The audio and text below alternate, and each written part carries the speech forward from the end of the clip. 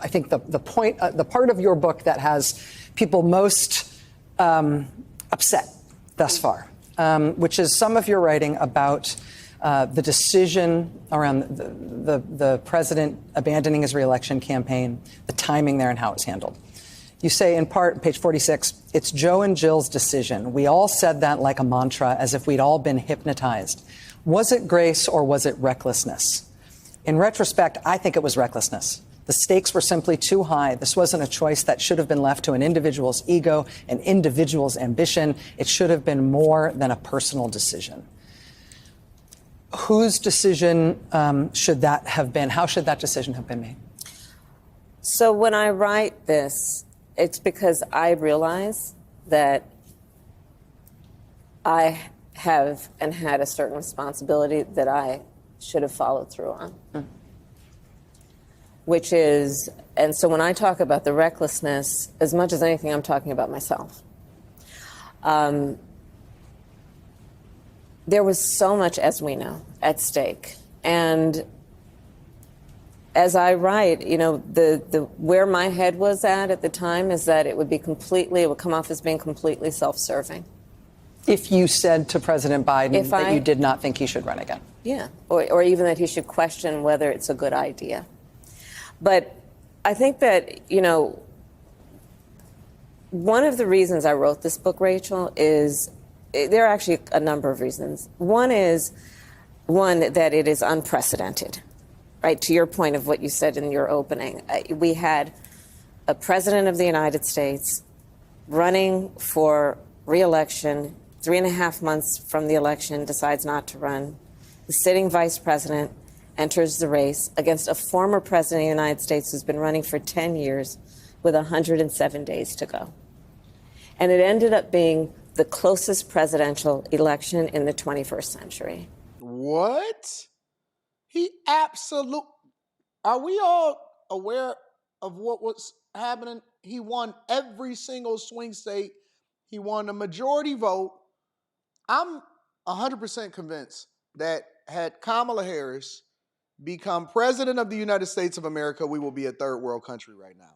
That's the first thing that I'm convinced of. The second thing is Kamala Harris is 100% self-serving. She is a DEI vice president in order to get the black vote. And the third thing that I'm convinced of is that the book is a cash grab, and that's why she's burning everything down. And she has no ambition of ever becoming president of the United States of America. And that's why all of her colleagues are angered in the Democratic Party. So when we get past all of the BS and the word salad and the slow talking and the flower bringing and the slow singing, the fact of the matter is, I believe that everybody, if the general public knew that Joe Biden had no capacity to be able to run for president of the United States of America, we ain't even seen Joe. They say he got cancer. He out there running around eating ice cream and who knows what on the beach, completely looks like incapacitated. The reality is that if we revisit this, A, she was not qualified to be president of the United States of America. We can say that definitively.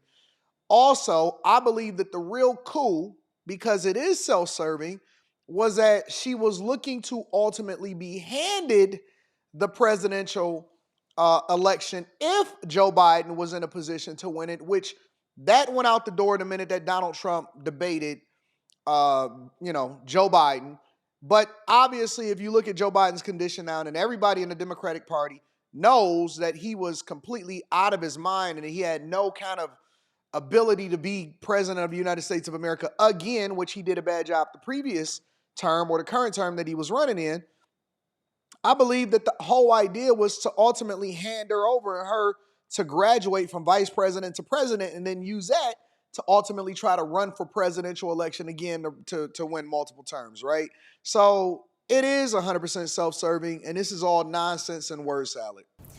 And there was so much about those 107 days that, for me, and this is really a behind-the-scenes look at those 107 days, was about seeing people who seemingly had nothing in common coming together by the thousands with a level of optimism and, dare I say, joy about the possibilities for America. And I hope to remind people about that light that people brought to it, and to remind people that that light is still there. And we can't let that be extinguished by an election or the individual who's in the office right now. Because to the point of all those folks who got out and protest about. All right, we're going to go ahead and get past this. What I also, because I don't want to waste no time on this nonsense, what I also want to talk about is she was asked about what she wrote in her book about not picking Pete, but instead pick Tim Walz, because Pete was gay. Let me ask you a politics question. I mentioned in the intro tonight that you say in the book really bluntly that your personal first choice for your running mate would have been Pete Buttigieg, and you praise him effusively. You say he would have been an ideal partner if I were a straight man. And you say effectively that demographically it was too much to ask of the American people to ask them to elect you with him as your running mate. I wonder if his reaction to that, since this part of the book has come out, if you've had any reflection on that, or I guess I'd ask you to just elaborate on that a little bit. It's hard to hear. Yeah. With you running as, you're the first woman elected vice president.